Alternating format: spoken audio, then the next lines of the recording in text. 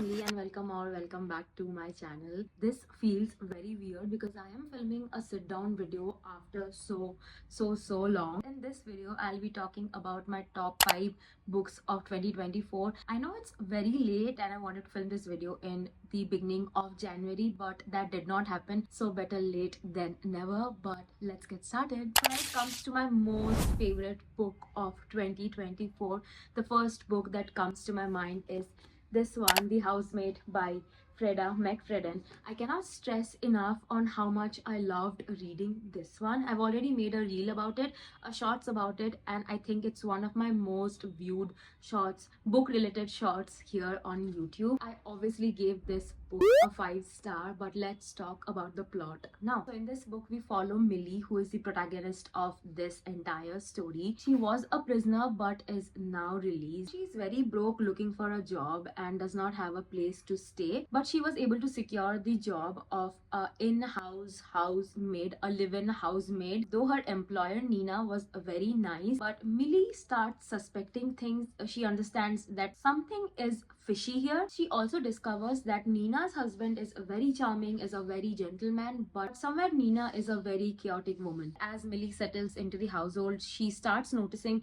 strange activities. Nina's behavior also starts becoming more and more bizarre, and meanwhile Millie also starts becoming close to Andrew, who is Nina's husband, and Nina later was kicked out of the house. And as you can understand, this book is very engaging. कुछ ना कुछ every page में हो रहा है, so you will not be bored. I was actually up all night trying to finish reading this book and I was very shocked. I was not able to process what exactly happened, but I also loved reading it so much. And it's also a thriller book, and I think after this particular book I started reading thrillers more.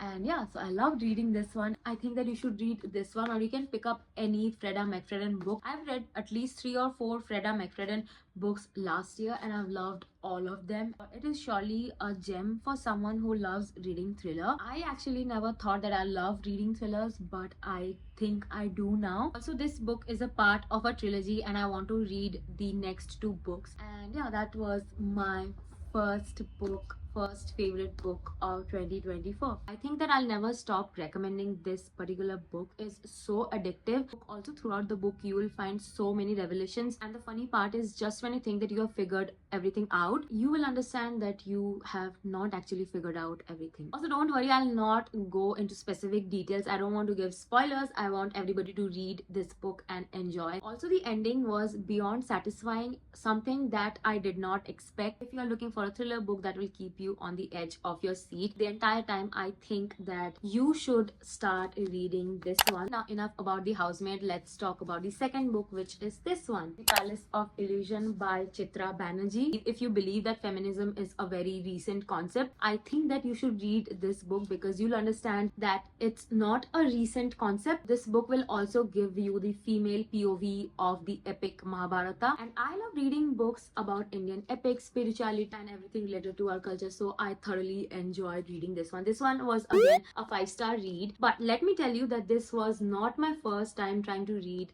this book. This was actually my 3rd time. This book will make you realize how deprived we are of female perspective, and I also feel that in the Mahabharata, apart from the 5 Pandavas, Draupadi is also one of the most important characters, but she is not highlighted enough. You don't get to hear her POV, but in this book you will get to know about the entire scenario from Draupadi's POV. This book was on my TBR for years, and I was kind of not sure if this one is the book for me because I have heard so many good things about it, but I was not enjoying it when I started reading the first 2 times. Clearly a retelling of Mahabharata. This narrative of the epic also highlights her relationship with Krishna and also about her long lost love that was never fulfilled. When it comes to Mahabharata retellings, nobody actually talks about the sacrifices done by Draupadi, but in this book you will get to know what she did and what was her importance in the entire story. The entire book is highly engaging. The story is beautifully narrated, but I also agree that the part where the war is described might be little boring because most of us we already know what exactly happened. If you want to know more about Indian mythology, if you are into spirituality, I think that you should pick this book up. I think that you will love it. I rated this book a 4.5 star only because I think that the beginning was not that engaging. I am a big time romance novel reader, so how can I not mention or how can I not have a favorite romance novel? The next book that I'll be talking about is this one, Happy Place by Emily Henry. This book is very pretty. I love the cover. Anyways, let's talk about the story and why I loved it. This was again a 5-star read for me. The two main characters, Harriet and Wen, they are recently unengaged, not engaged but recently unengaged. Nobody knows about it, including their college friends. They have a friends group and every year they go for a summer holiday. So this year also they go for the summer holiday, but things are little weird, obviously because they are broken up. So you can clearly understand that this is a second chance romance, and I am all in for a second chance romance. This book was so cozy, so wholesome. Also, the main characters, they are not teens, they are adults. I don't think that I love reading about teenagers anymore, which I think is very obvious and is very natural. Emily Henry is a very popular author, and I wanted to read her books for the longest time, and I've read 3 Emily Henry books last year. Throughout the book, you will notice timeline changes. We are constantly going back and forth between past and the present. You can call me very basic, but I don't mind. But I loved reading this one, and I think that I'll reread this one this year also because I think I've forgotten the plot thoda. I remember that I loved reading this one, so I want to feel that again, so I'll read this one again. Overall, this book is about growing up, changing times, self-growth, friendship, and yeah, obviously love as well. And sometimes they also talk about grief and mental illness. The entire friends group was so fun, and the way they supported each other was so beautiful. Everybody brings their flaws on the table without the fear of being judged. I loved reading this one so much. So if you're looking for a romance novel recommendation but you also don't want to read something too cheesy, I think that you should read Happy Place, and I hope that you will love reading this. Now let's talk about the next.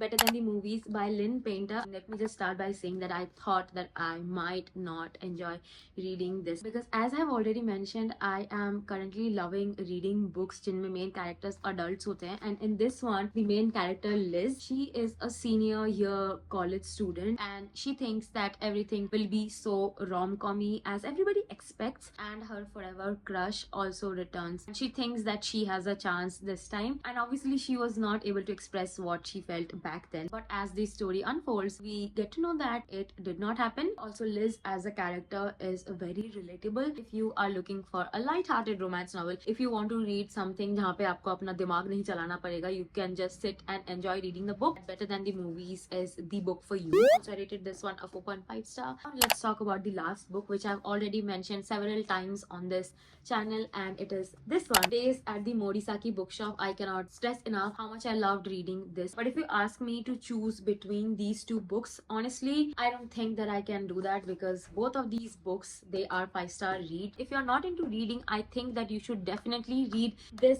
book. It's a very touching story about a young girl who discovers the joy of reading. So that is why I think that if you are not into reading, that you should read this one book, because I think that you might also discover the joy of reading and you might also fall in love with reading. Also, ये बहुत ही छोटा सा book है. The main story is very simple. It's also about love, family, relationship, and community. And I want to read out my favorite quote from the book. So here it goes. No matter where you go or how many books you have read, you will still know nothing. You haven't seen anything. We live our lives trying to find our way. I am so glad that I picked this book up because I was reluctant for the longest time, and the original story is in Japanese. I'll be honest, I have not read that many Japanese books or Japanese translations, but I want to get into it. I want to know more about the culture. I am very used to buying books off of Amazon. I have never experienced the bookstore culture in my city, and this book also talks about the bookstore culture, which I really literally loved. It was a very compelling read, and I want to read the next one.